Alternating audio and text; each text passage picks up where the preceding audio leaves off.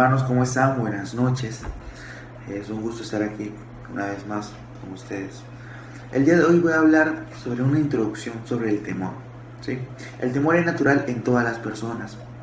Temor a un animal, temor a rendir un examen, temor de emprender un nuevo negocio o temor de salir positivo a una enfermedad. Algunos de los eventos nombrados pueden ser recurrentes en nuestra vida y sin embargo seguimos teniendo miedo. Mientras que otros puede ser la situación novedosa y en algunos casos determinantes. El miedo es provocado por la percepción del peligro, que puede ser real o simplemente imaginaria. En muchos casos sobredimensionamos algunos peligros, mientras que en otros el peligro puede ser realmente de vida o muerte. Esta última situación es la que comenzaron a enfrentar los apóstoles, después de experimentar con gran gozo el crecimiento de la iglesia. En el capítulo 3 de Hechos, vimos cómo un cojo fue sanado y comenzó la primera tentación para Pedro y Juan, caer en aceptación de la multitud, en la vanagloria. Pero su enfoque fue el correcto, dirigiendo la gloria a Dios, anunciando el Evangelio. Lo que quizás no se veía venir es que esa acción traería la primera persecución. Era el momento de recordar y aplicar las palabras de Jesús.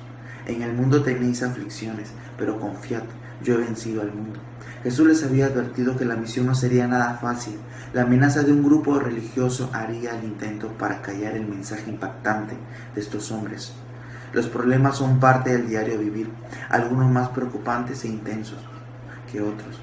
Sin embargo, ¿cómo enfrentamos estas aflicciones? ¿Caemos en la desesperación? Parece que el poder de Dios no es tan real. Y entonces, ¿cómo puedo hablar a otros de poner su fe en el Cristo que con poder venció a la muerte? Esto nos hace recordar 2 de Timoteo 1 del 7 al 9, porque no nos ha dado Dios espíritu de cobardía, sino de poder, de amor y de dominio propio. Por tanto, no te avergüences de dar testimonio de nuestro Señor, ni de mí, preso suyo, sino participa de las aflicciones por el Evangelio, según el poder de Dios. Veamos a continuación cómo podemos enfrentar los momentos aún más críticos y seguir teniendo una convicción firme aún en las aflicciones. Donde estás ahí vamos a orar para empezar este momento, ¿sí? Oremos. Señor Padre Santo que estás en los cielos, gracias Señor por ese día que tú nos das, gracias Señor por un día más de vida, gracias Señor Padre Santo porque tú eres bueno y misericordioso con cada uno de tus hijos. Señor, esta noche queremos que tú nos hables, queremos que tú nos des una idea que es el temor, Señor Padre Santo. Yo sé que tú lo haces, Señor Padre Santo, porque está en tu plena voluntad, Señor Padre Santo. Todo lo dejamos en tus manos, Señor, y sigue dirigiendo esta reunión de principio a fin. En el nombre bendito de nuestro Señor Jesucristo, mi amado Salvador. Amén y amén.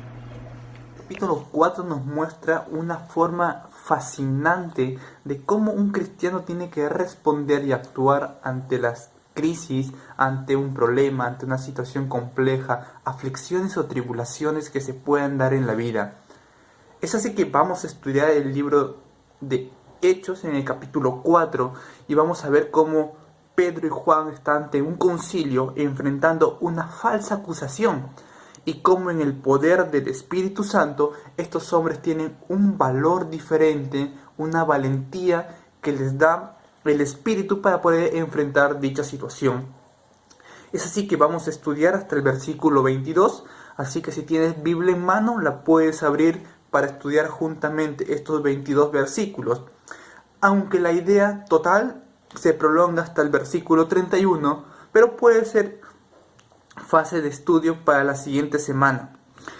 Hechos capítulo 4 versículo 1 comienza diciendo lo siguiente: hablando ellos al pueblo, vinieron sobre ellos los sacerdotes con el jefe de la guardia del templo y los saduceos. Recordemos algo. Luego de una conversión masiva, extraordinaria en el día de Pentecostés y de sanar un cojo en el capítulo 3, de ver la mano poderosa actuando a través de los apóstoles, en caso específico de Pedro y de Juan, los problemas no comenzaron en tardar para los apóstoles. Posiblemente comenzaría a hacer eco las palabras de Jesús en Mateo 24:9 diciendo: entonces os entregarán a tribulación, y os matarán, y seréis aborrecidos de todas las gentes por causa de mi nombre. Esto como expresión de versículo parece que Jesús está motivando, pero para nada será fácil enfrentar esta situación. estaba Jesús diciendo que posiblemente les entreguen para matarlos, pero tenía que permanecer firmes por causa de su nombre.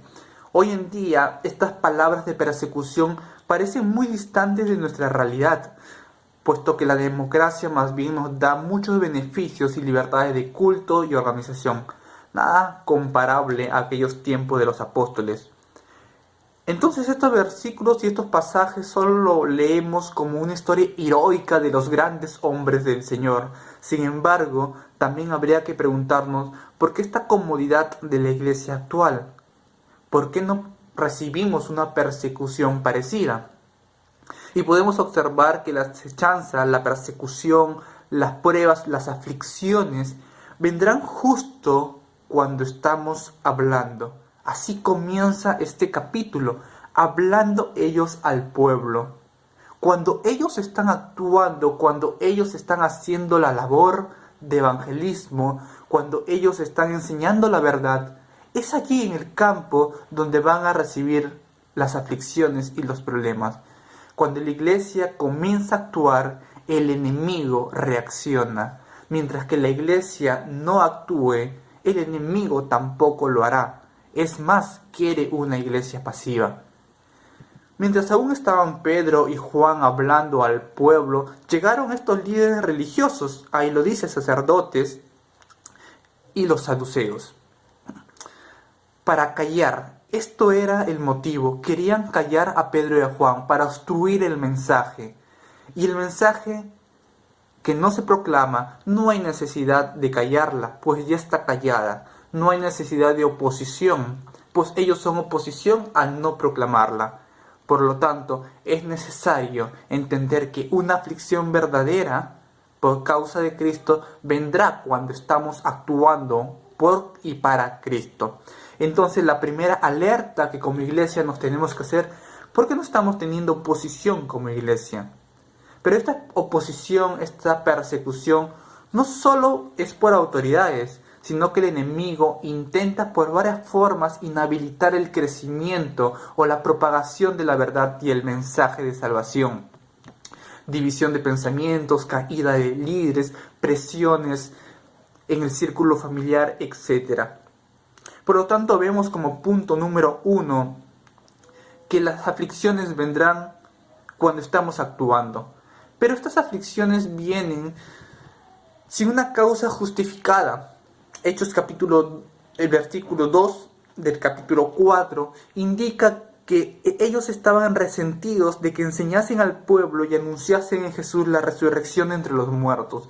Recordemos que los saduceos eran unos religiosos que no creían en la inmortalidad del alma y por lo tanto no creían en la resurrección de los muertos, mientras que Pedro y Juan estaban hablando de que Jesús había resucitado de entre los muertos. Claramente esto iba en oposición al concepto religioso de los saduceos, pero no solamente a nivel doctrinal, sino que su resentimiento iba mucho más allá.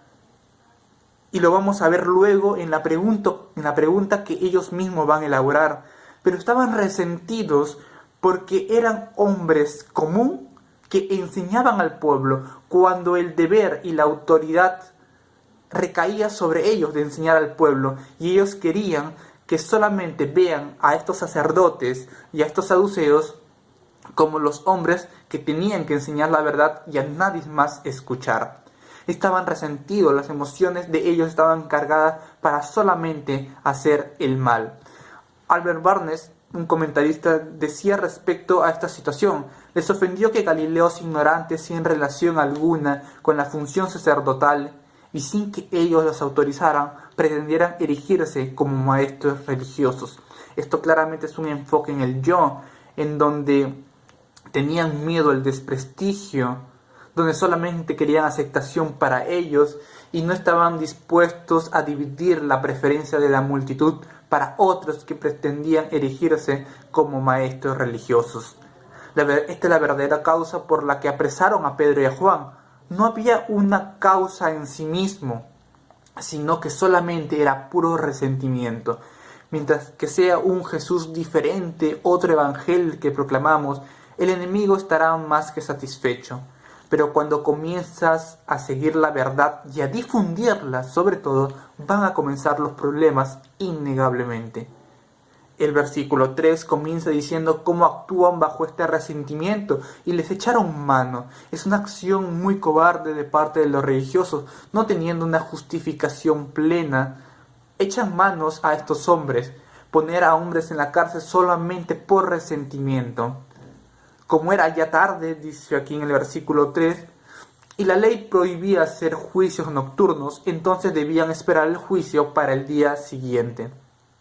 Agustín Laje es un escritor y politólogo argentino. Ojo, no es un religioso, pero es un opositor de la ideología de género y de la corriente feminista actual, el cual evidenció en vivo en una entrevista que la realizaban por televisión cómo una publicación suya era censurada en redes sociales. Este es un ejemplo muy claro de cómo hablar y anunciar la verdad opuesta al sistema puede traernos sanciones cobardes. Hay jóvenes que seguro han experimentado sanciones, críticas, cargas en casa, por los padres quizás, cargas para no ir a la iglesia, pero en lo absoluto por haber faltado a una obligación familiar, sino que es netamente por resentimiento. Así que las aflicciones no están muy lejos de nosotros si comenzamos a actuar bajo la voluntad del Señor y comenzamos a proclamar la única verdad.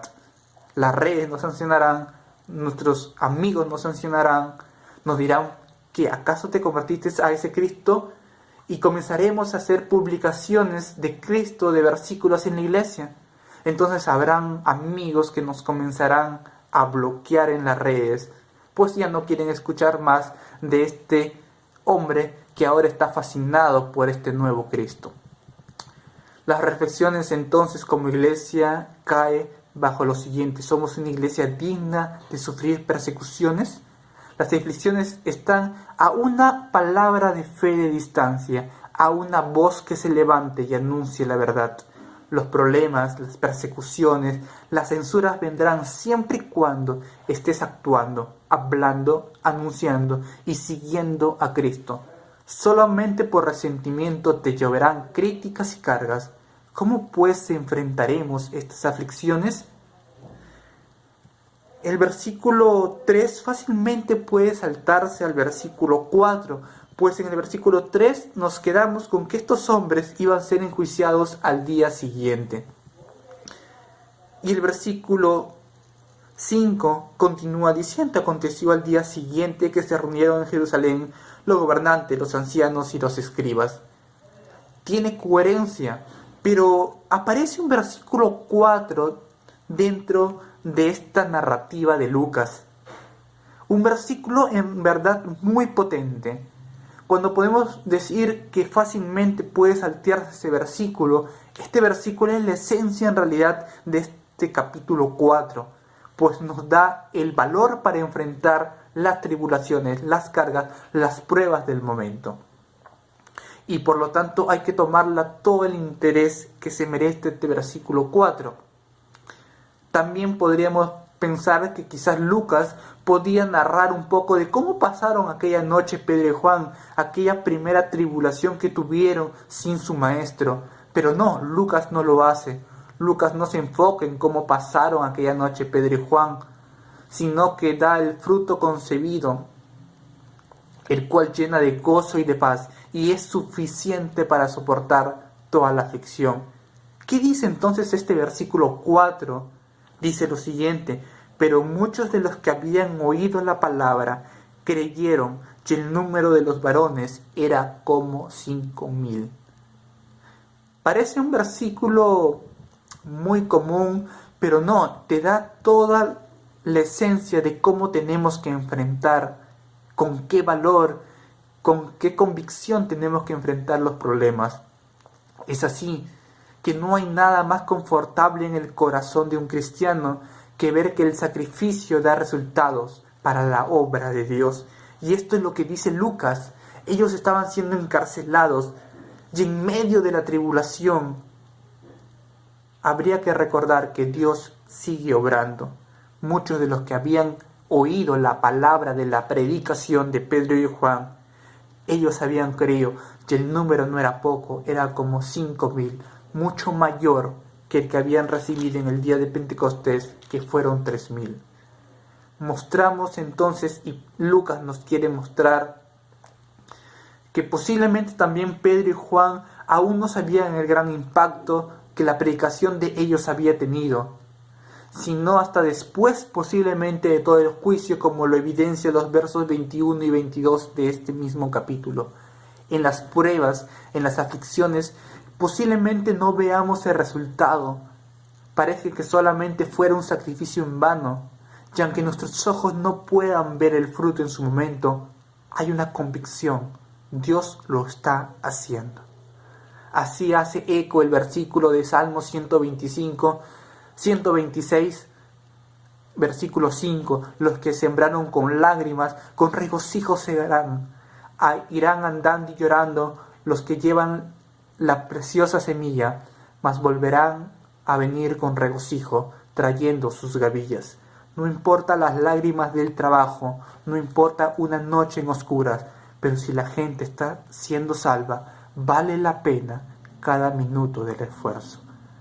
Así como el constructor recibirá martillazos por causa y dará dolores profundos, pero no se puede dejar de construir, vale la pena el resultado final.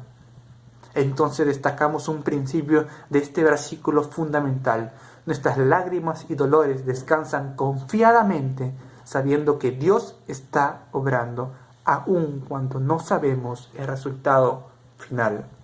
Entonces vendrán y comenzará el gran interrogatorio que nos harán en medio de las pruebas. Y hay voces que se levantan cuando estamos en una prueba, cuando tenemos un familiar enfermo, cuando no tenemos trabajo, cuando ahora en casa nos prohíben ir a la iglesia, o cuando nos prohibían en su momento. Ahora, bueno, por temas de cuarentena es caso distinto. Pero cuando tenemos diferentes tipos de aflicciones, vendrán los acusadores. Los grandes acusadores se levantarán, dice el versículo 5 y 6 de este capítulo 4, que se levantaron los grandes religiosos. Estaban todos reunidos: los gobernantes de Jerusalén, los ancianos, los escribas, el sumo sacerdote, Anás, Caifás, Juan y Alejandro, y todos los que eran de la familia de los sumos sacerdotes. Su autoridad de ellos estaba en juego, como lo habíamos hablado. Presentes estaban todos los que decían tener autoridad y estaban listos para acusar.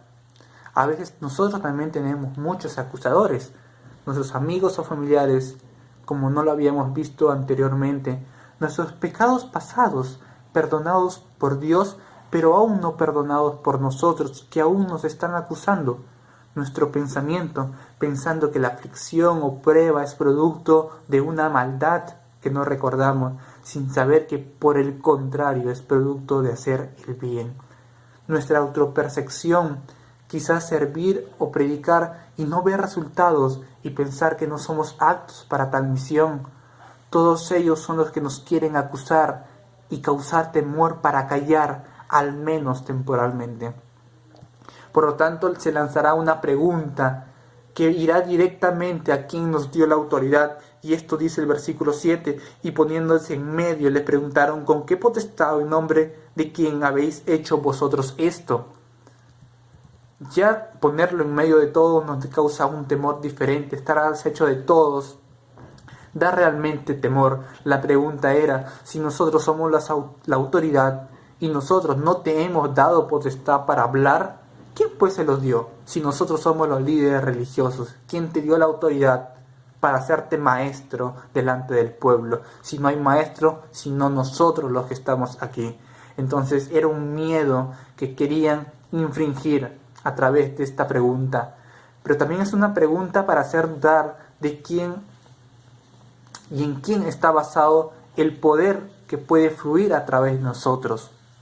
¿Cómo puede ser que ese poder que en algún momento nos hizo traer a la fe a Cristo, a grandes hombres, a una gran multitud, en el caso de Pedro y de Juan, que en algún momento nos sirvió para enfrentar problemas, ahora ese poder parece que nos aflige mucho más y que no está ese poder? ¿Cómo que Dios que tu Dios te hace pasar penurias? Pues ahora clama a ver si te escucha. ¿Dónde está su poder? Parece ser la pregunta también. ¿Dónde está su poder? Y esta pregunta también le hicieron al Señor Jesús. Le preguntaron cuando Él estaba en la cruz y no dejaban de acusarle. Mateo 27:39 decía que, y los que pasaban los injuriaban, meneando la cabeza y diciendo: tú que derribas el templo y en 3 días lo reedificas, sálvate a ti mismo, si eres hijo de Dios, desciéndele de la cruz. Lucas 23:39 no solamente dice que los que estaban andando, sino que el malhechor que estaba a su lado le dijo, y uno de los malhechores le dijo: si tú eres el Cristo, sálvate a ti mismo y a nosotros. Lo que no sabían era que su poder se estaba manifestando en su muerte y en su futura resurrección. Los acusadores vendrán en medio de la aflicción y de la prueba para interrogar, causar temor y hacer dudar. El poder que viene de Dios no nos libra automáticamente de la prueba, sino que nos da valor para enfrentarlo. Y es por eso que tenemos que responder valerosamente ante tales acechanzas, ante tales aflicciones, ante tales dudas que tenemos que disipar. Y lo primero que tenemos que hacer es ser llenos del Espíritu Santo, y esto es esencial para poder enfrentarlo. Y así lo hacía Pedro y Juan, y así lo dice el versículo 8, que ellos, llenos del Espíritu Santo, comenzaron a responder. Porque la llenura del Espíritu Santo nos dará la valentía. No tenemos valentía en nosotros mismos, somos cobardes por naturaleza. Pero recordemos Mateo 10:19, mas cuando os entregue, no os preocupéis por cómo o qué hablaréis, porque en aquella hora os será dado qué habéis de hablar. Y Dios también nos tendrá preparado, cuando seguimos firmes en el poder del Espíritu Santo, de cómo tenemos que enfrentar una tribulación, una prueba, una tentación.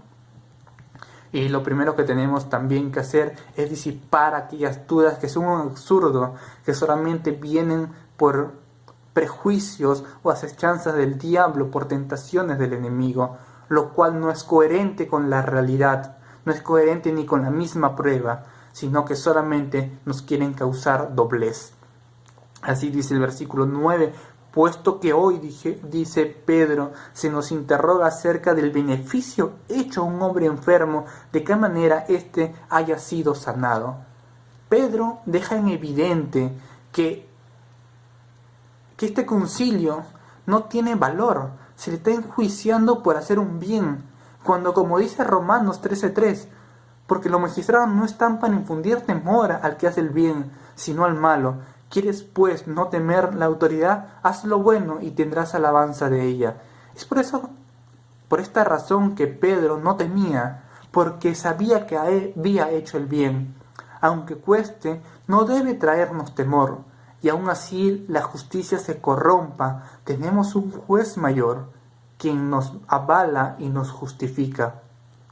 A veces nuestros falsos pensamientos que nos acusan, pero si las sometemos al Señor, nos llena de paz para seguir firmes. No debemos amilanarnos contra una acusación falsa, debemos ser firmes en la convicción de la palabra, que lo que hemos hecho está bien, y que quienes nos acusan son los que deben ser acusados y ser confrontados por no hacerlo. Así que en el versículo 10, Pablo dice por el poder de quien lo había hecho, y dice que esta es notorio, sea notorio pues a todos vosotros y a todo el pueblo de Israel, que en el nombre de Jesucristo de Nazaret lo habemos hecho. Era evidente, era notorio, ellos no lo querían ocultar, el poder de Dios actuando, de Jesucristo actuando, era evidente y el hombre no lo puede ocultar. El hombre estaba sano delante de todos, y ellos ya la habían mencionado al pueblo en Hechos 3:13. Así que esta misma pregunta no era nueva en realidad por los apóstoles, sino que ya la habían hecho a Jesús, y Jesús había respondido con una contrapregunta a quienes la hacían. En Lucas 20:1 y 2, los sacerdotes y los escribas hicieron esta pregunta también a Jesús: ¿con qué autoridad haces estas cosas? ¿O quién te ha dado la autoridad para hacerlo? Jesús en su momento no lo responde, porque ellos también evadieron la pregunta de Cristo. lo cual hace que Juan y Pedro digan que la autoridad lo hacen por Jesús, así que vayan a la respuesta de Jesús. Los sacerdotes y estos hombres, estos religiosos, ya habían escuchado la respuesta de Jesús, pero no querían entenderla. Tenemos también que confrontar a los que acusan. No tenemos que ser cobardes ante la situación. Tenemos que enfrentar la situación, enfrentar el problema. Dice la parte B del versículo 10 y hasta la parte 11, a quien vosotros crucificasteis y a quien Dios resucitó de los muertos, por él este hombre está en vuestra presencia sano.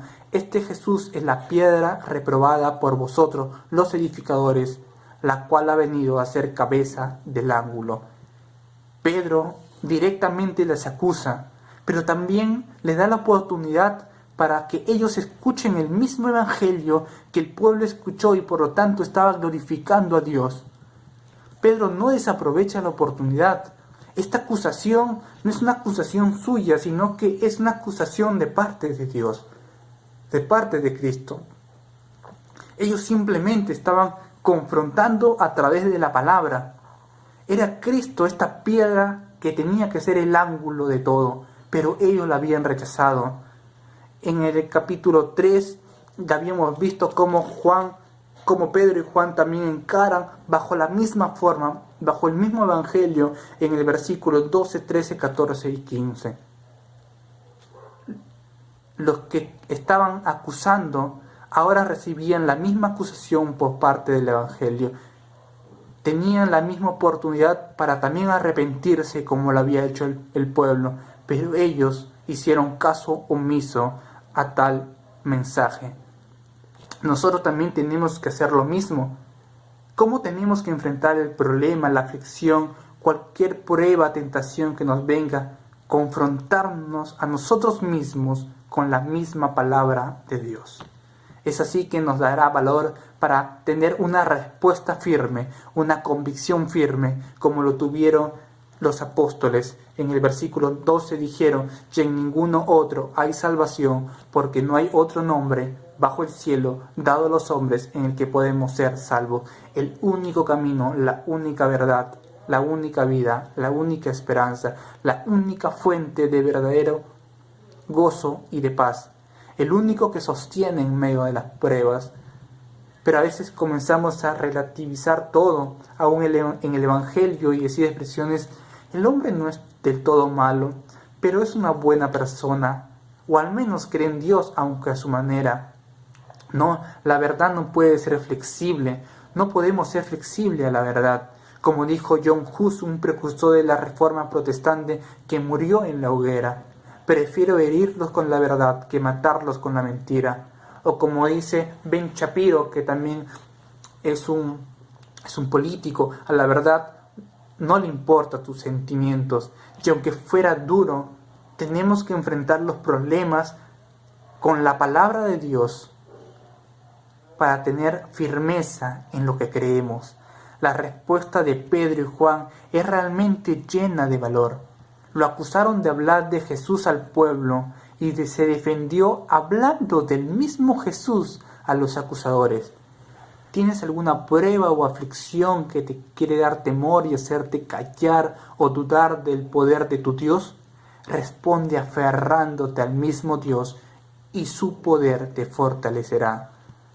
Por lo tanto, vamos a los últimos versículos para ver que también que los acusadores reaccionan, reconocen el valor de los hombres, reconocen la evidencia del hombre sanado en el versículo 13 y el versículo 14, la evidencia clara, y estaban maravillados de que estos hombres, siendo de poca instrucción, sin letras y del vulgo, ¿de dónde venía ese poder? Pues el poder venía de donde ellos decían que era de Cristo, y era una evidencia única.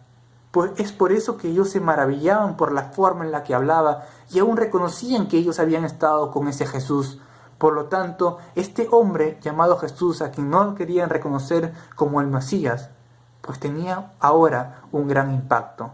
Era evidente la obra de Cristo, era evidente el hombre sanado por Cristo, era evidente todo esto, pero rechazan toda evidencia. En el versículo 15 y 16, lo único que buscaban era un juicio inmediato, era ver cómo callar a la gente de hablar de Cristo.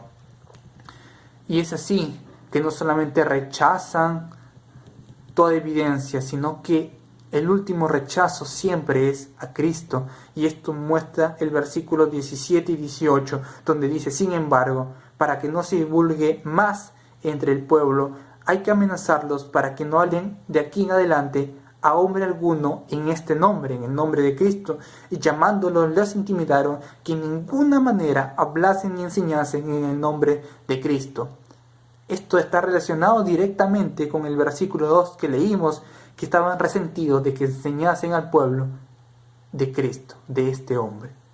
Así que, ante la evidencia, estos hombres no querían ver, estaban cegados, se cegaban a sí mismos. El Evangelio les podía hacer entender, ese mismo Evangelio que recibió el pueblo y el pueblo se entendió.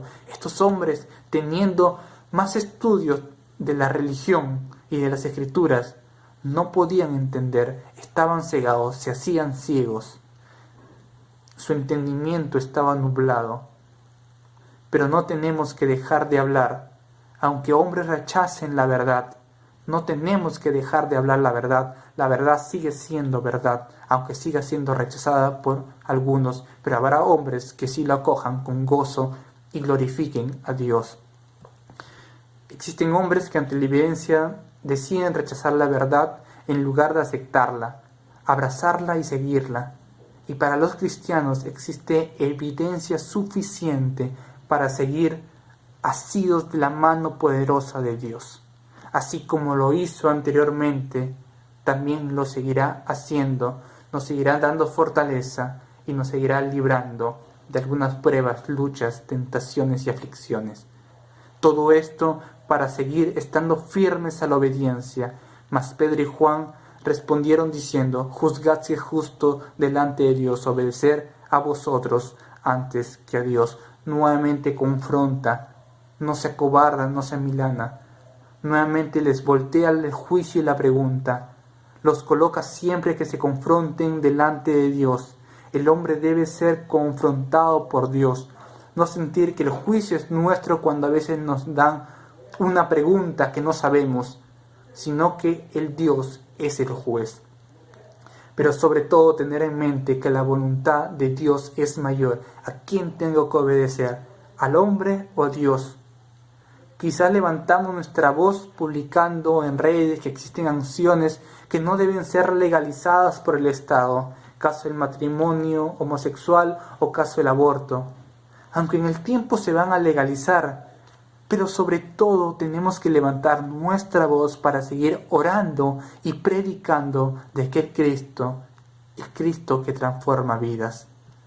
Pero no solamente tenemos una autoridad superior, sino que esta autoridad superior nos dio un deber superior, porque no podemos dejar de decir lo que hemos visto y oído, dice el versículo 20. Simplemente no puedo callar, porque soy testigo. 1 Corintios 9:16, Pablo lo dice: pues si anuncio el Evangelio no tengo de qué gloriarme, porque me es impuesta necesidad, y ay de mí si no anunciar el Evangelio. Tengo una autoridad superior que me ha dado un deber superior de anunciar y de vivir su verdad a toda costa. Y entonces veremos, luego de esta aflicción, de esta persecución, el gran resultado, la gloria para Dios. Habíamos dicho en el versículo 4 que Lucas había introducido este versículo para dar fortaleza y para recordar que Dios sigue obrando aún en la aflicción, aún cuando posiblemente no sabemos el resultado. Pero entonces en el versículo 21 dice: ellos entonces les amenazaron y les soltaron, no hallando ningún modo de castigarles por causa del pueblo, porque todos glorificaban a Dios por lo que se había hecho, ya que el hombre en quien se había hecho este milagro de sanidad tenía más de 40 años. No hay nada más que nos dé valor que ver que aquellos en que en algún momento el mensaje fue anunciado, el Evangelio fue proclamado, ahora están glorificando a Dios. Así también cualquier prueba y cualquier aflicción que podamos pasar, no hay nada mejor que después de toda esa prueba, de haber permanecido firme, ver que también nuestros labios glorifican a Dios. Todo lo que podemos hacer simplemente es llenarnos del Espíritu Santo, donde ahí comienza la victoria sobre cualquier tribulación, la llenura del Espíritu Santo, para disipar dudas que pueden venir del enemigo, para recordar el poder de Dios, confrontarnos y confrontarle el problema con la palabra, para seguir firmes en la única verdad, en el único camino, y ser obedientes a ese camino. Así pues, como nos enseña el versículo 4, podemos enfrentar cualquier tribulación, recordando que viene este valor no de nosotros, sino del Espíritu. Vamos a orar. Padre Santo, danos, Señor, valor para enfrentar, Padre mío, cualquier tribulación. Y a veces, Padre, somos cobardes ante situaciones muy leves de este mundo, cuando nuestra cristiandad en realidad se pone en juego, cuando proclamamos, Señor, tu verdad, cuando vivimos más para con ella. Pero creo, Señor, que también puede ser una evidencia, Padre mío, que en nuestros días, en nuestros años, no tenemos persecución, porque la iglesia también ha permanecido callada, porque nosotros, Señor, hemos permanecido callados, y porque no levantamos la verdad. Hombres que aún no siendo cristianos levantan una verdad en el nombre de la naturaleza o de la ciencia, y por eso, Señor, son castigados, Señor, por las redes.